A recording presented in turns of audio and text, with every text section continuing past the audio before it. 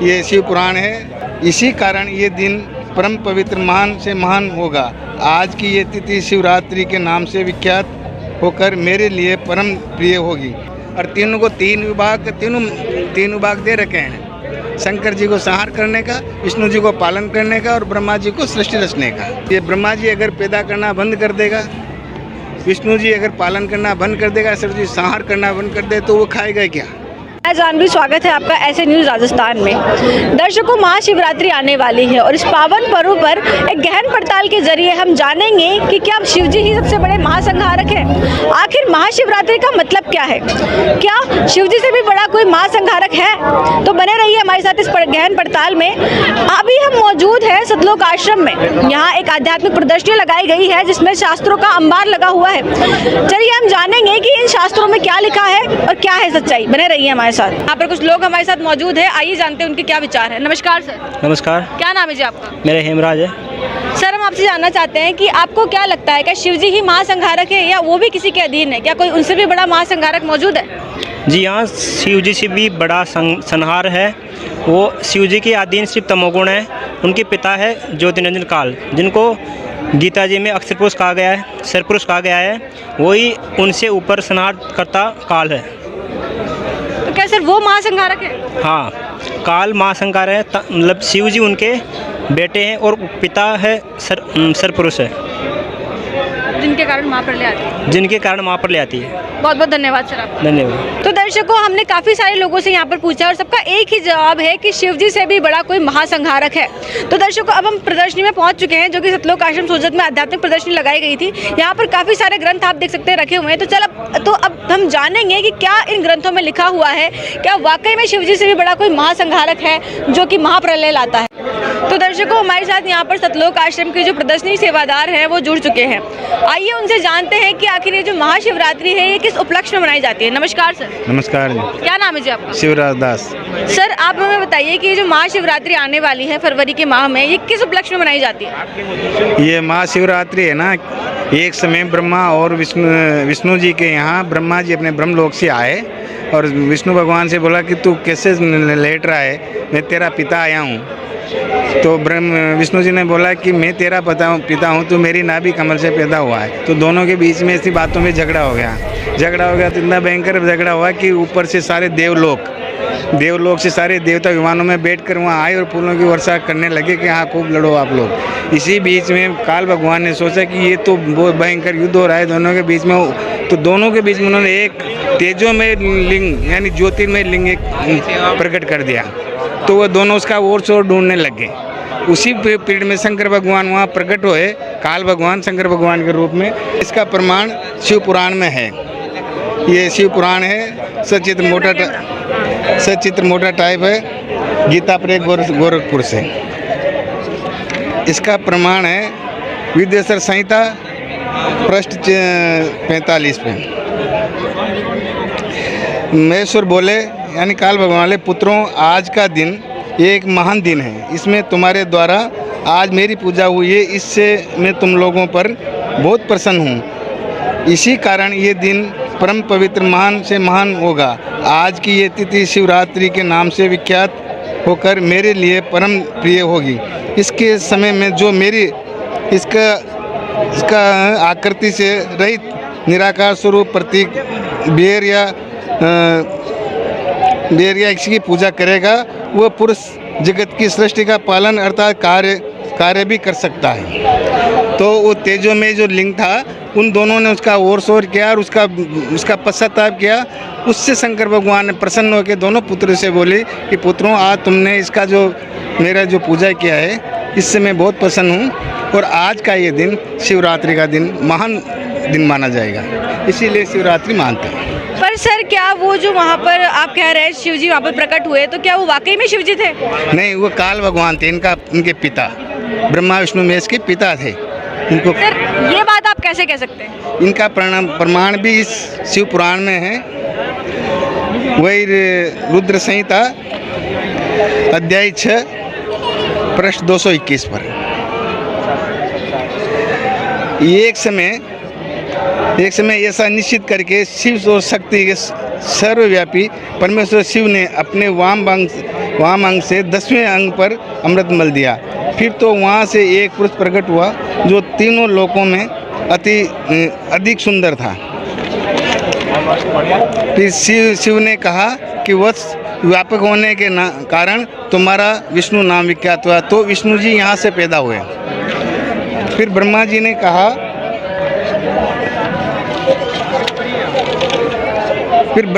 कहा कि नारद, उसके तत्पश्चात कल्याणकारी परमेश्वर शाम सदाशिव ने पूर्वतः जिस तरह से विष्णु जी को पैदा किया उसी प्रकार प्रयत्न करके मुझे अपने दाहिने अंग से उत्पन्न किया है। महेश्वर ने मुझे तुरंत ही अपनी माया से मोहित करके नारायण के नाभि कमल में डाल दिया। तो इस प्रकार ब्रह्मा जी की उत्पत्ति हुई। तो ब्रह्मा और विष्णु की उत्पत्ति तो ऐसे हो गई। अब वापिस अपन विद्वेश्वर संहिता पे आ जाते हैं। तो वहाँ फिर ब्रह्मा और विष्णु बोलते हैं, ब्रह्मा और विष्णु ने पूछा, प्रभु सृष्टि आदि 5 कृत्य का लक्षण क्या है, ये हम दोनों को बताइए। भगवान शिव बोले, यानी काल भगवान बोले कि मेरे कर्तव्यों को समझना अत्यंत गहन है, तथापि मैं कृपापूर्वक तुम्हें उनके विषय में बता रहा हूँ। ब्रह्मा और अच्युत सृष्टि, पालन, संहार, तिरोभाव और अनुग्रह, ये मेरे 5 कृत्य जगत संबंधी कार्य हैं। इसके बाद फिर अब आता है शंकर भगवान का जन्म। तो यहाँ जो रचना करने वाला है इनकी पुराणों की, उसने सोचा कि शंकर से शंकर की उत्पत्ति कैसे करूं। तो फिर यहाँ बताया कि मेरे 5 मुख के पुत्रों तुम दोनों ने तपस्या करके प्रसन्न हुए मुझ परमेश्वर से सृष्टि यानी सतीति, सृष्टि मतलब पैदा करना, सतीति मतलब पालन करना, नामक 2 कृत्य प्राप्त किए हैं। ये दोनों तुम्हें बहुत प्रिय हैं। इसी प्रकार मेरे विभूति स्वरूप, जैसे मेरा स्वरूप है ऐसे ही दूसरा मेरे विभूति स्वरूप रुद्र और महेश्वर, मेरे 2 पुत्र और हैं, रुद्र और महेश्वर। जैसा मेरा स्वरूप ऐसा ही उनका स्वरूप है। मैं दोनों अन्य उत्तम कृत्य संहार और तिरोभाव मुझसे उन्होंने प्राप्त किया है। सर, इसका जो मेन पॉइंट है वो क्या निकल के आ रहा है? इसका मेन पॉइंट ये निकल के आया है कि पालन करने की जो सृष्टि है वो तो ब्रह्मा को सौंपी है, और सतीति है जो पालन करता है वो विष्णु जी को दिया है, और संहार करने का काम रुद्र और महेश्वर को, यानी महेश्वर तो स्वर्ग के देवताओं का संहार करता है और रुद्र यहाँ मृत्युलोक के और पाताल लोक के लोगों का संहार करता है। ये काल भगवान ने ये 3 गुण हैं और 3 ही इनका विभाग है। सर, ये तो उस प्रश्न का उत्तर हो गया कि जो शिव जी है वो कौन से गुण से जो है, उनके पास कौन सा गुण है। पर सर, वो जो हमारा प्रश्न था कि वो वहाँ पर जब ब्रह्मा और विष्णु की लड़ाई हो रही थी, वहाँ पर कौन था? ब्रह्मा विष्णु में इसकी दोनों की लड़ाई हुई ना, वहाँ इनके पिता काल भगवान थे। वो वहाँ प्रकट हुए। अगर कि वो प्रकट नहीं होते, वो नहीं आते, तो ये दोनों लड़ते रहते तो भयंकर संहार हो जाता। हाँ, शिव जी तो छोटे हैं इनसे। हाँ, बड़ा तो ब्रह्मा, उससे छोटे विष्णु से छोटे शंकर और महेश्वर। ये 3 पुत्र हैं और तीनों को 3 विभाग दे रखे हैं। शंकर जी को संहार करने का, विष्णु जी को पालन करने का और ब्रह्मा जी को सृष्टि रचने का। सर, हम आपसे जानना चाहेंगे कि इन्हें ये जो काम है इनके किसने सौंपा इन्हें कि आपको ये काम करना है? ये काल भगवान ने इनको दिया है, क्योंकि उनको 1 लाख मानव शरीरधारी प्राणी तप्त शिला पे भून कर खाने का श्राप लगा हुआ है, इसलिए ये गुप्त रहता है। इनके पिता शून्य में रहता है और दुर्गा सिंह की माता से बोली कि तू ही सृष्टि का संचालन करेगी, और ये 3 तेरे पुत्र हैं, इनको 3 गुण, रजोगुण, तमोगुण, सतोगुण, 3 गुण प्रदान रहेंगे। इनमें से शिव जी के पास कौन सा गुण है? शिव जी के पास संहार है, संहार करने का गुण है। सर, इसका कोई प्रमाण है आपके पास कि शिव जी को जो है तम गुण मिला हुआ है, संहार करने का गुण मिला हुआ है? ये मार्कंडेय पुराण में 3 देवताओं को दे रखा है कि यही 3 देवता है, यही 3 गुण है। तो ये मार्कंडेय पुराण से चित्र मोटा टाइप केवल हिंदी में गीता प्रक गोरखपुर से। मैं इसमें प्रमाण बताता हूँ आपको 131 पृष्ठ पर। इस तरह से स्वयंभू परमात्मा की 3 अवस्थाएं हैं, यानी उस काल भगवान की 3 व्यवस्थाएं हैं। रजोगुण प्रधान ब्रह्मा, तमोगुण प्रधान रुद्र और सतोगुण प्रधान विष्णु। यही 3 देवता है और यही 3 गुण हैं। जी जी बिल्कुल, अब ये हमें बिल्कुल क्लियर हो गया है कि यहाँ पर जो 3 देवता है वो ही 3 गुण हैं, और इसमें से जो तमगुण है वो शिव जी को दिया गया, जिसे संहार का जो काम है वो उनको सौंपा गया। तो सर अब हम आपसे जानना चाहेंगे कि जो शिव जी है क्या वो ही संहारक है, या उनसे भी बड़ा कोई महासंहारक इस दुनिया में मौजूद है, या उनसे भी वो भी किसी के अधीन है? देखो, संहार करने की स्थिति तो ऐसे ही कि काल भगवान को 1 लाख मानव शरीरधारी प्राणी तप्तशिला पर भून कर खाने का श्राप लगा हुआ है। अगर ये तीनों को 3 विभाग नहीं सौंपता है तो वो किस तरह से यहाँ की व्यवस्था संभालेगा। तो उसने ये सोचा कि इनको ये पता नहीं पड़नी चाहिए कि मैं इनका बाप हूँ, तो उनकी माँ को सामने कर दिया कि दुर्गा, यहाँ की जो ये सृष्टि है 3 लोकों की, पाताल लोक, मृत्युलोक और स्वर्गलोक, इनकी स्थिति को तू संभालना। और ये 3 पुत्र हैं, इन तीनों पुत्रों को अलग अलग विभाग में देता हूँ कि ब्रह्मा पैदा करेगा, विष्णु पालन करेगा और शंकर संहार करेगा। अगर ये ब्रह्मा जी अगर पैदा करना बंद कर देगा, विष्णु जी अगर पालन करना बंद कर देगा, शिव जी संहार करना बंद कर दे, तो वो खाएगा क्या? क्यों? वो परमात्मा का श्राप लगा हुआ है। तो ये व्यवस्था बनाने के लिए ही यहाँ पूरे जितने भी जीव है ना, सबको उनको फंसा कर रखा है। जो मनुष्य शरीर में जो जितने भी जीव सबको फंसा के रखा है, इनके सबका अंतकरण खत्म कर रखा है। किसी को ये पता नहीं मैं कौन हूँ, कहाँ से आया हूँ, मुझे क्या करना चाहिए, क्या कर रहा हूँ। तो सर हम ये आपसे ये जानना चाहते हैं कि जो महाप्रलय होती है, 4 युगों के बाद एक महाप्रलय होती है, हमारे शास्त्रों में बताया जाता है, तो क्या वो शिव जी करते हैं?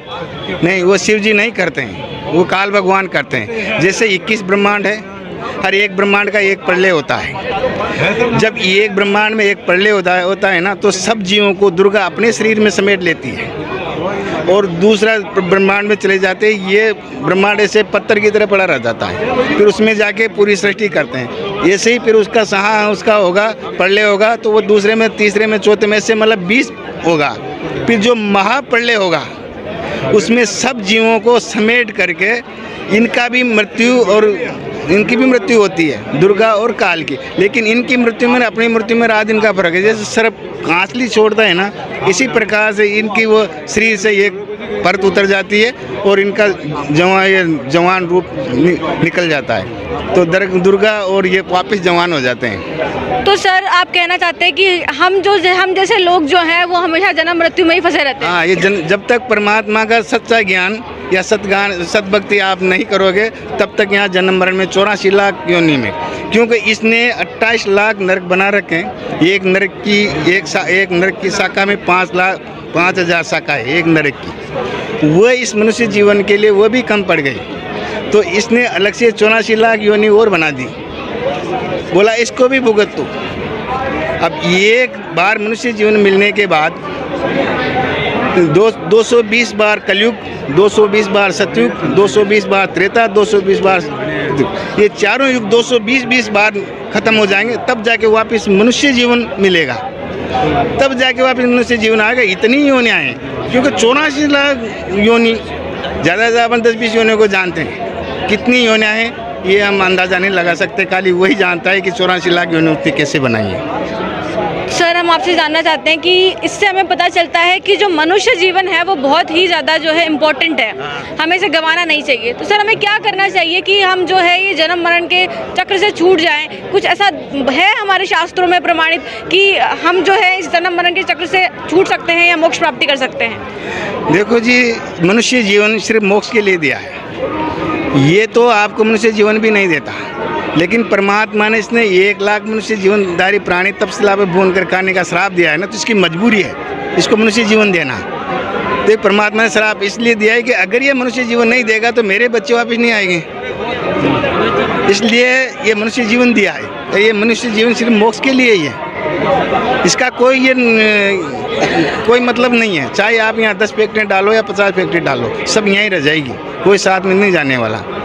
तो इसीलिए मनुष्य जीवन दिया है कि इसमें सतभक्ति करके, सतगुरु से उपदेश लेके सतभक्ति करके और अपने घर वापस चले जाओ, ताकि 84 लाख योनि में दुख उठाना नहीं पड़े।